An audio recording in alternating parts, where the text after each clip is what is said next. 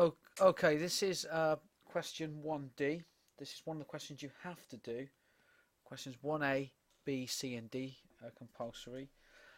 So, explain why Hitler was able to overcome opposition to the Nazis in the years 1929 to 34. It's an 8-mark question. You're looking for 5, 6 really decent paragraphs. And the total marks for all of question 1 is out of 26, as you can see down here. Explain why Hitler was able to overcome opposition. Anyone who opposed the Nazis in the years 1929 to 34. Always check the dates. Break down the question. What are the command words? You've got to explain, look. Okay? Keep it focused on how Hitler was able to overcome or get rid of opposition. So you're looking at 1929.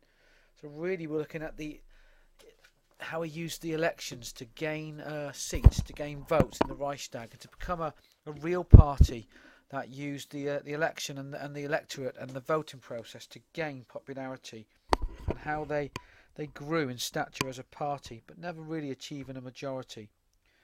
Okay, May 1928, for example, the Nazis had 12 seats. By July 1932, 230 seats. September 1930, 107 seats. So you can see by July 1932 they gained seats. They were overcoming opposition through elections. And this is because they appealed to everyone. Hitler was a strong leader. He promised to unite the country. He restored the social order and unrest. He promised to put law and order back into the streets after the traumatic years, 1920 to 23, post-Treaty of Versailles, and after the Great Depression. Okay, promising simple solutions to big problems. Overturning the Treaty of Versailles, he said he would scrap it. And he would persuade other nations to take Germany seriously and restore German national pride and put Germany back on the political European map. So, you could see why he could overcome opposition, because people would vote for him, and therefore he was overcoming political opposition and the use of propaganda, brainwashing, indoctrinating his people through clever cartoons, radio messages, etc., using Joseph Goebbels for the election campaigns.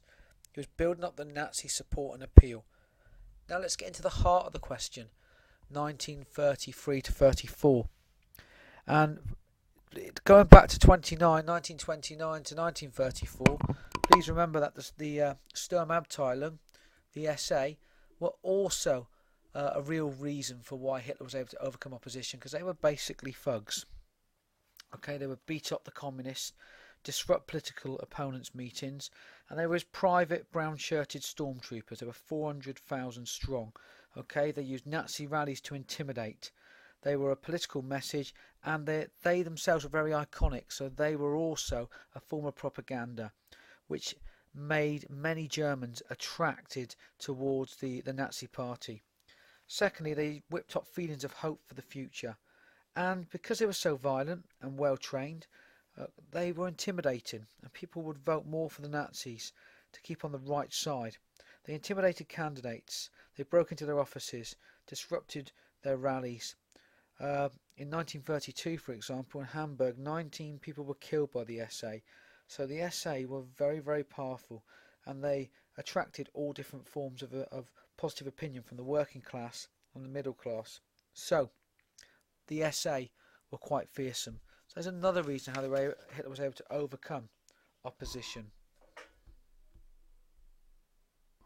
I strongly recommend that you talk about how Hitler knew the middle class would vote for him and follow him, and he would overcome opposition from the middle class because he would overturn the Great Depression, and he knew that he could play on their feelings because they'd lost their savings and their pensions. So he was going to get rid of a strong growing communist party, okay, and abolish some of their policies, so as the middle class could become strong and they'd be protected by Hitler. And also he would put morality back into the German population because it was on the decline in his opinion. So he was going back to traditional German conservative values, and this went down really well with the middle class. Farmers and big businesses, they voted for Hitler. Once again, he would protect them, okay, from the growth of communism, and he would help them to recover economically, and he would make sure that he supported the big businessmen and keep communism and socialism out of Germany.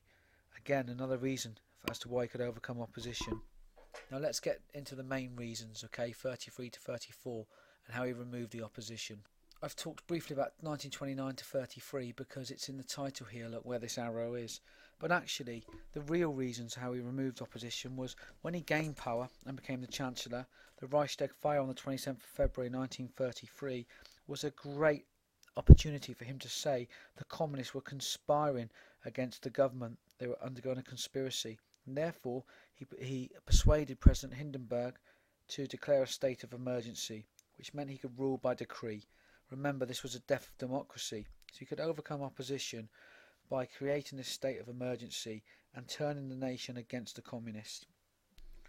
This also meant he could call an election for the 5th of March 1933, where he hoped to win more seats. Because Hitler controlled the police force, he made sure they turned a blind eye to the violent activities of the SA. Therefore, they could behave like thugs during this election to intimidate the communists and to stop them gaining the vote and other parties, to try and make sure that the Nazis achieved a majority. Also, because of the big businesses were really financing the Nazis, this meant that they had the money to really fund a proper campaign and remove opposition. You've got to link things together. In the election he gained 288 seats. Although this wasn't a majority, it meant he could use his emergency powers to ban the communists, which gave him a 2/3 majority. You see, the ruling by decree, because of the Reichstag fire, meant he had the power to do this. And then he could pass the Enabling Act in late March 1933, which meant he had the power to now do what he wanted and make the laws that he wanted.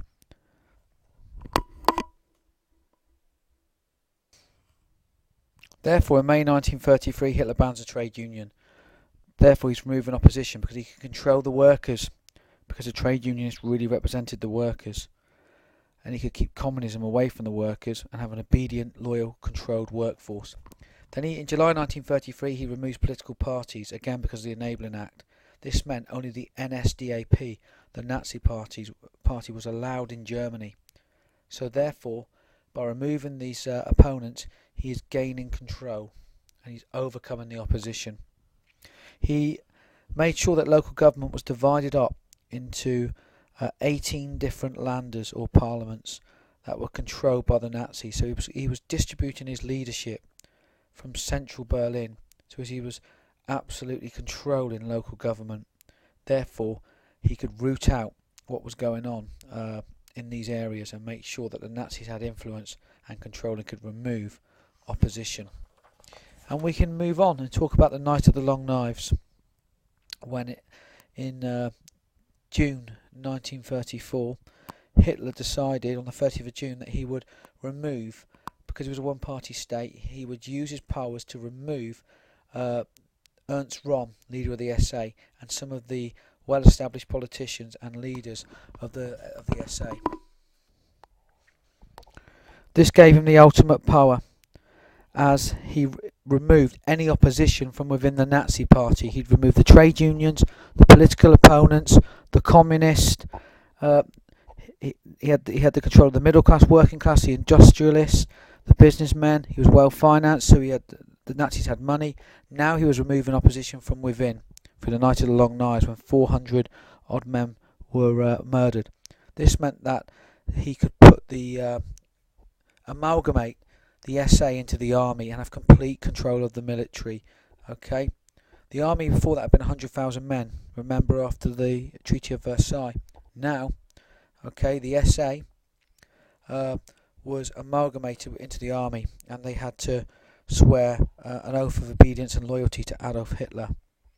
So, with the police state developing, with complete control of the SA now, and the army in August swearing an oath of loyalty to him after the death of Hindenburg on the 2nd of August 1934, Hitler had built up complete control by overcoming opposition.